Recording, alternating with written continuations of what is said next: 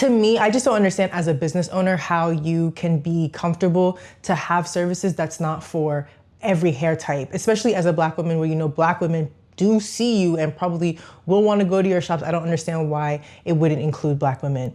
And some people were in the comments saying, well, it's her preference. Like she should be able to have a preference. If she doesn't want to have 4C hair, work with 4C hair, that's her preference. But a lot of y'all will preference your way into hell. Segregation was a preference, right? Like systematic oppression is a preference. A preference is like, oh, I like this pink jumpsuit versus a blue jumpsuit. That's a preference. You can't say, I don't want to work with 4C hair. That's not a preference anymore. Now it's discrimination.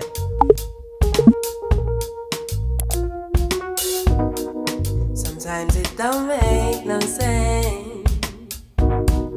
Does it really have to? There is nothing I can say. Hi, welcome to Mayowa's World. Hi y'all, welcome to Mayowa's World. My name is Mayowa, and on my platform, I talk about colorism, featureism, texturism. Today we're going to be talking about texturism. I'm going to try to film 3 videos today, so let's see.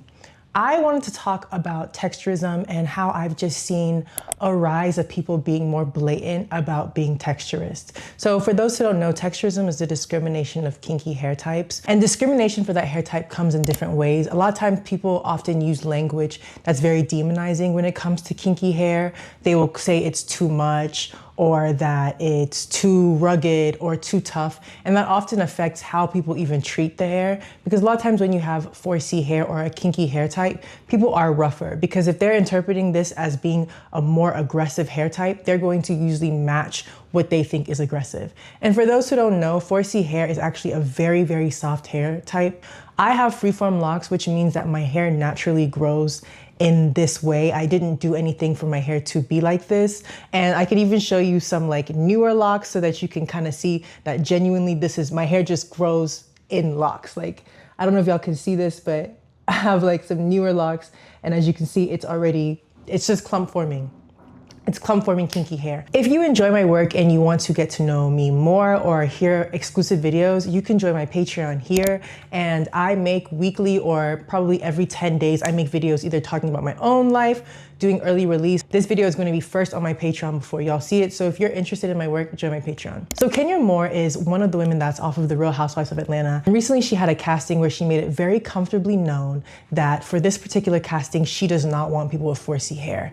And I just find this very ironic because she is somebody who is a Black woman who has a hair care line called Moore Haircare. And from my understanding, 4C hair is probably the only hair type that is distinctively for Black people. So I don't understand why you wouldn't want to have 4C hair, why you wouldn't want to have a Black hair type represented in your work, or why you are so comfortable to say, I don't want to work with people of this hair type.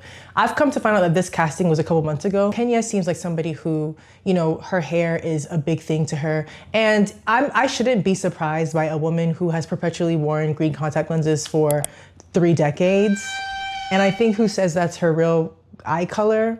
Should I be that shocked that she would do this? No. So let's read what she said just to kind of have a clear idea. So it says $25 model special tomorrow, July 18th. Also, I really wanted to get into the $25 of it all because the fact that she's paying a model $25 to work in this economy is very wild to me. She's looking for models, and it says that it will include a shampoo, conditioner, and trim, and models are needed for either a silk press, a quick weave, or a blowout. And it says within the blowout, light hot tools, not for 4C hair or excessively curly or thick hair. And I just think, to me, I just don't understand as a business owner how you can be comfortable to have services that's not for every hair type, especially as a Black woman where you know Black women do see you and probably will want to go to your shops. I don't understand why it wouldn't include Black women. And some people were in the comments saying, well, it's her preference. Like she should be able to have a preference. If she doesn't want to have 4C hair, work with 4C hair, that's her preference.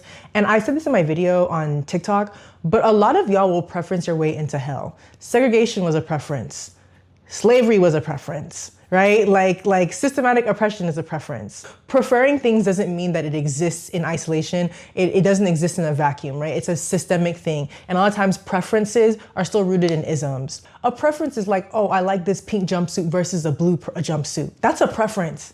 You can't say, I don't want to work with 4C hair. That's not a preference anymore. Now it's discrimination. Like to say that to make it very clear that that's like not who it's marketed towards, is still going to be an ism, because the people who are the most affected by texturism is 4C hair, is very kinky hair. So to make it clear that that's not who you want to even showcase. And I think she's saying that the quiet part are loud because a lot of hair brands do not include 4C hair when it comes to modeling what that hair looks like. Specifically 4C shrunken hair. If a girl has 4C and she's modeling, it's gonna be 4C down her back. They don't like to show what it actually looks like on a shrunken 4C state, which is what majority of Black people have on their hair. You know, the way that people like dislike 4C, you would think that majority of us are loosey-goosey 3C girlies. And it's like, no, majority of us will have kinky hair type because that is a Black hair type.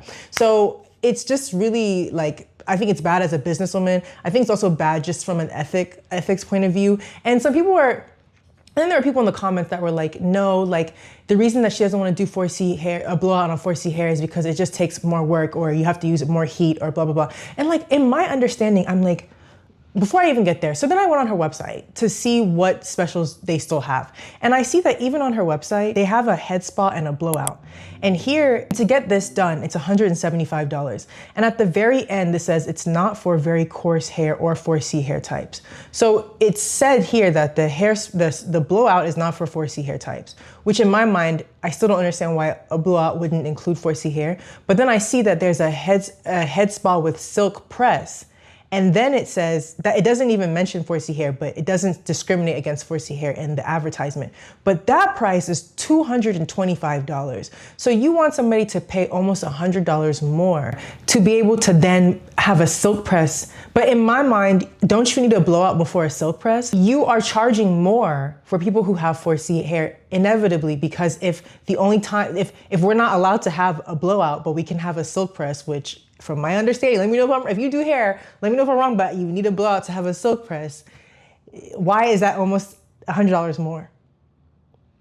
It's still doing the same ism, right? Like 4C hair is usually charged more. And I remember the first time I had a perm when I was like 13 years old, she then decided, when she saw my hair, like she told my mom there was gonna be one price, but then when she saw my hair and she saw how kinky my hair was, she added more to the price. And I remember just feeling really sad because I'm like, why do I need to pay more because my hair is kinky? When this is like, if you are a Black hairstylist, it should mean that you should be able to do all Black hair types. Like that to me is like having a makeup brand and then charging people more if they're dark skinned and saying, oh, it's because it takes more for us to make that shade. But you have 16 shades of freaking periwinkle white, and that was never an issue. You have, like, I don't understand. And also it's like, you don't even really, like, if you're gonna make so many requirements about 4C hair where you say, I don't want 4C hair here, this is not good for 4C hair types. Well, what are you doing to tailor to 4C hair? Because it seems like you just don't want to have it done. You seem like you want to work with girls who have your hair type, who have your hair texture, who are loosey-goosey girlies. With this stupid AI photo as well, like the whole thing is just giving a mess. So yeah, like, am I surprised? No. Like, I just kind of feel like Kenya and anti-Blackness, they seem like there's something there. And another thing that also annoyed me was people saying, well, how can Kenya be texturist when she herself has 4C hair? And I just have noticed that people are trying to be intentionally obtuse about what 4C hair is. 4C hair literally is just a descriptor for saying someone has the kinkiest hair type. People who have 4C hair are systematically oppressed because of the texture of their hair. Do y'all really think Kenya is systematically oppressed because of the texture of her hair? Her hair is not 4C, and that is okay. I think because she's brown skinned, y'all have to think she has 4C hair, but she doesn't have 4C hair. And clearly she knows she doesn't have 4C hair because she can't even create products or services to service 4C hair. And you know what gets me about this? If this was like a white hair company that said, we don't want to work with Blacks, y'all would be so quick to turn on and be like, that's racist. Like, why would a hair care company say, we don't want to work with Black people? you guys would be able to see also from a business perspective that you're like losing out on money. But when a black woman who has a looser hair texture says, I don't want to have 4C models, I don't want to work with 4C models for a hair type or a hairstyle, y'all are like quick to defend it and say, well, that's her preference. If that was a white person doing that, you could see, it's just like, this is the issue. A lot of times black people cannot see the harm that black people do simply because we're black. They're like, oh, but we're all one. But it's like, if you have to be able to analyze this within your own community first. You have to be able to analyze this within your own community first. If it's not okay for people, like it's not okay to charge people more because their hair type is kinky. It's not okay to charge people more because their complexion is darker, right? Like if a makeup artist was charging you more because you were dark skin, you know you would be upset about it. Especially because the people who are constantly always left out are people who have 4C hair, people who are dark skinned, like, so I don't know. I mean, maybe she wants to work with the white girls. I don't know who she want to work with, but let me know what y'all think. I wrote this in the community section on YouTube to see what to talk about. So I really appreciate y'all for voting. I'm gonna try and check in weekly and see what y'all want to hear. But, oh, and if you made it to the end, tell me what you like about my makeup or my little jumpsuit. I've started voguing, y'all. So I'm dressed like I'm going to go to class afterwards, but your girl is in love with she's in love. So yeah, I'm really excited to take the dance class. And yes, thanks for watching. Have a great day. Bye.